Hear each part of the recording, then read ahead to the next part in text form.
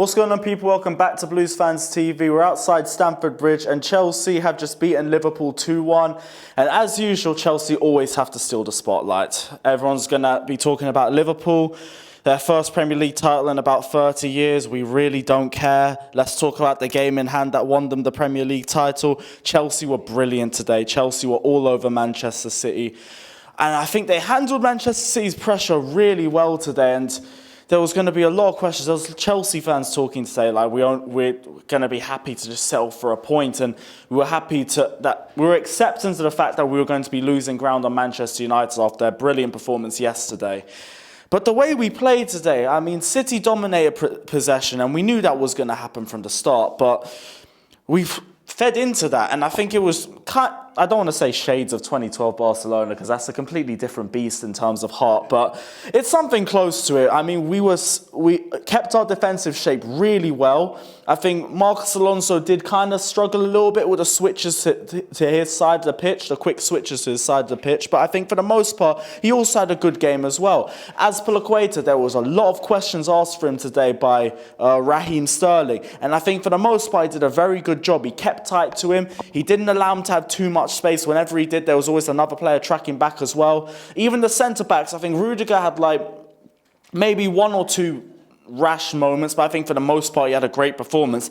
Andreas Christensen, this guy, I might say man of the match. I might actually say man of the match today. Andreas Christensen was on fire. He controlled everything. 100% duels won. 93% passing accuracy. He won most of the 50-50s. And the guy, we talked about him being weak on the ball at the start of the season. Look at the transformation of Andreas Christensen as a defender over the last couple months. And he looks near enough the same type of player that Antonio Conte was playing every week 2 seasons ago.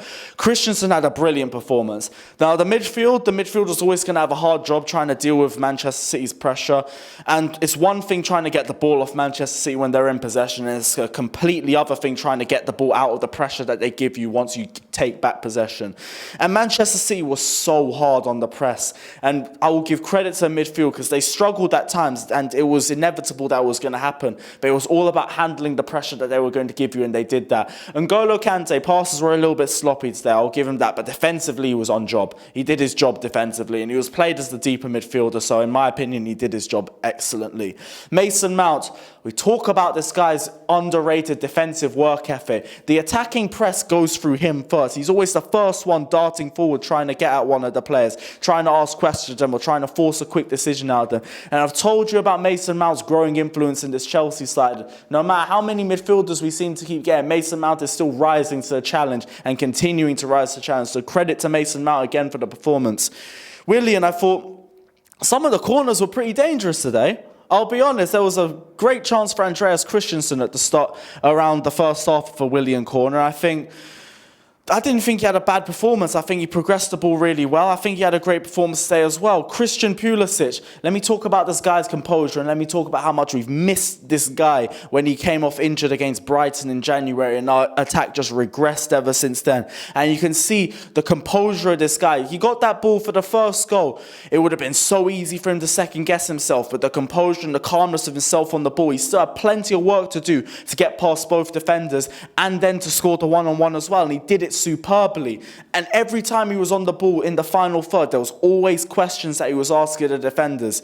Olivier Giroud, the ball was more or less bouncing off him, but he was doing his best trying to get Willian and Pulisic into the game a bit more. Tammy Abraham, I thought he was showing signs of aggression onto the pitch when he came on, but I don't think he got a lot of service as well. He got very unlucky with some of Manchester City's last-ditch defensive work, especially leading up to the penalty for the second.